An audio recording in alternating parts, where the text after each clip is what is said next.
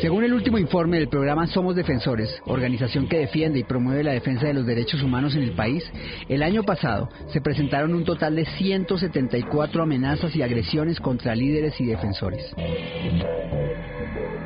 De esos 174 casos, logramos estudiar el comportamiento y las características de las agresiones. La mayoría de agresiones consisten en amenazas. Estamos hablando de un 61% de amenazas. Esas son amenazas de todo tipo, son telefónicas, ahora más usualmente por vía electrónica, panfletos, etcétera, que ustedes conocen muy bien. Otro tipo de agresión que nos parece muy grave, el más grave, es el de homicidios. Se registraron un 18% de homicidios, esto corresponde a unas 32 personas durante el año. Curiosamente, las cifras coinciden con las del año 2009, en donde también se registraron 174 agresiones, una cada 2 días. Departamento del Meta, Colombia, febrero del 2011. La terquedad de Islena. El 17 de octubre del 2009, Islena no sospechaba que se iba a encontrar frente a frente con la muerte. Venía de visitar a una comunidad golpeada por la violencia en Puerto Rico, Meta.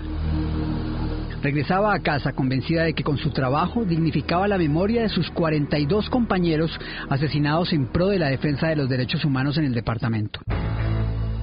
Ella recuerda a un hombre joven pidiendo ayuda en la ribera del río. Recuerda que se acercaron a colaborarle.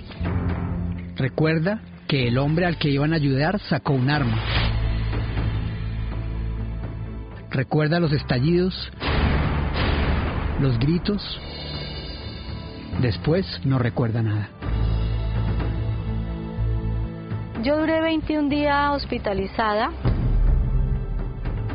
Tengo lo suficientemente claro qué significa ser defensora de derechos humanos. Cuáles son los riesgos de esta labor humanitaria digna, además. Me ofrecieron y me reiteraron salir del país, inclusive ir a terminar de curarme en otro país, pero no lo acepté. Mauricio Acosta, uno de los cirujanos que la atendió, explica cómo lograron salvarle la vida milagrosamente.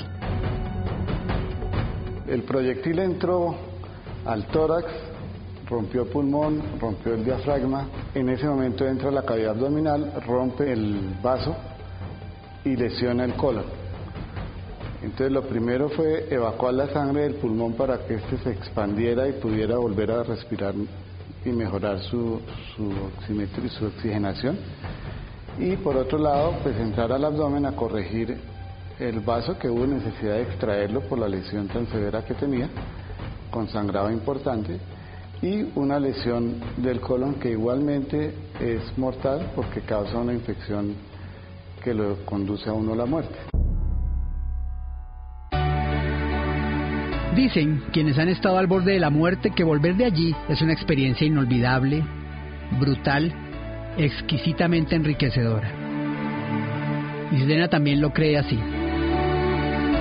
Desde entonces, permanece custodiada las 24 horas del día, protegida de sol a sol por un férreo esquema de vigilancia.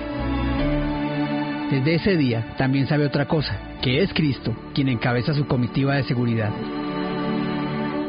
Islena Rey Rodríguez lleva 22 años trabajando por los derechos humanos en el Meta. Quizás ella, como ninguna otra defensora en el país, sea una sobreviviente de la arremetida de una mano negra que en su departamento prácticamente extinguió a quienes se dedican a esta labor y acabó con la vida de 42 de sus compañeros.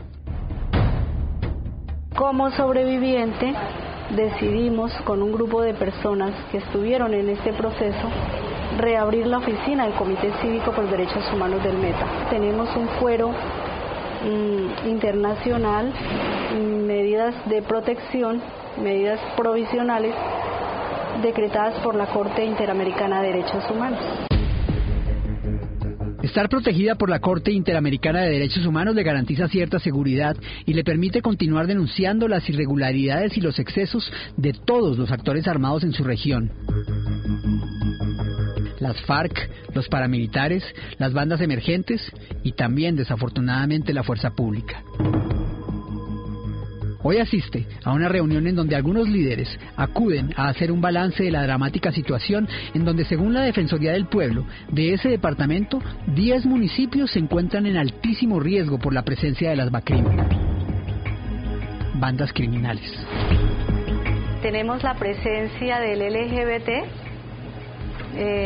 del municipio de Vistahermosa, del municipio de Puerto Rico, el centro de Puerto Toledo.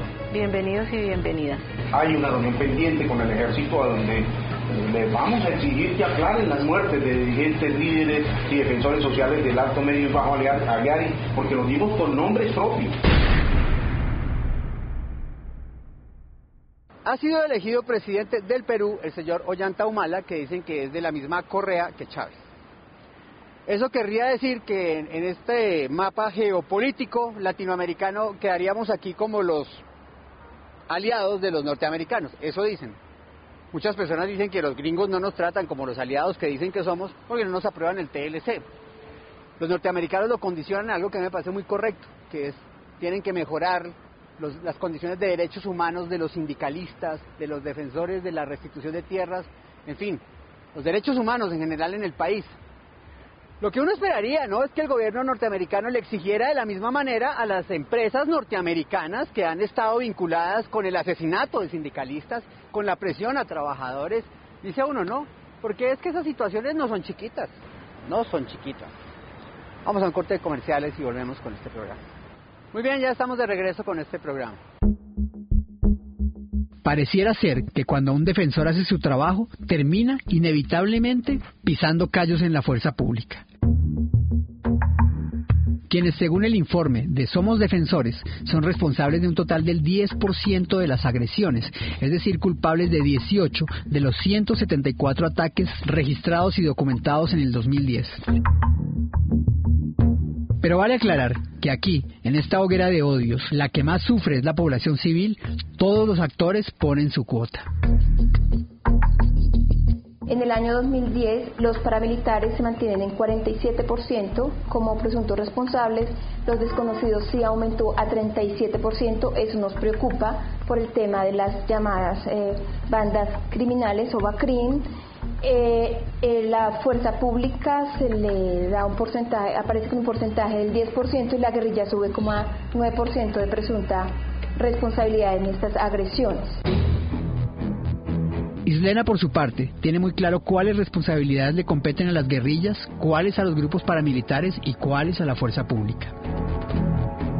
Yo tendría que decir que la guerrilla infringe el derecho internacional humanitario, porque somete a la población, se mete dentro de la población y de una u otra manera la población es utilizada a hacer lo que ellos quieran que hagan. Los derechos humanos los violan los paramilitares y obviamente la fuerza pública, porque en la mayoría de denuncias que recibo de los pobladores, de los ciudadanos y ciudadanas, la fuerza pública va acompañada de los paramilitares, pero igual los paramilitares también desplazan, amenazan, cobran la cuota de mantenimiento y pelean por un territorio y expulsan a la gente.